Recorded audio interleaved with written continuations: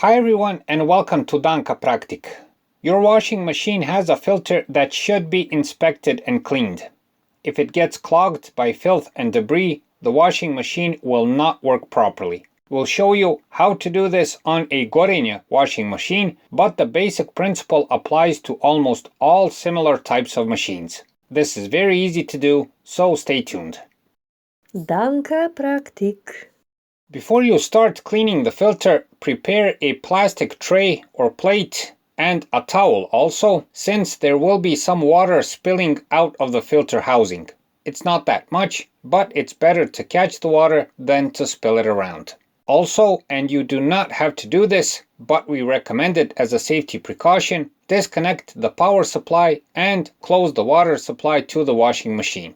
The location of the filter is on the front lower side of the machine. It can be left or right depending on the machine type. In this case, it is on the right side. First, open the plastic door covering the filter. In this case, the door is hinged and it is locked in place by a plastic clip. To open it, we've used a spoon handle to pry and open it. After this, you'll see the filter handle. In this case, there is a convenient funnel under the filter to direct the water into the tray. You can pull the funnel out. Next, turn the filter handle counterclockwise. If you can't do it by hand, you can use a pair of pliers.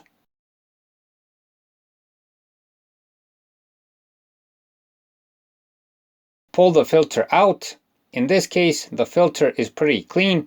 If needed, clean it with a brush and some clean water.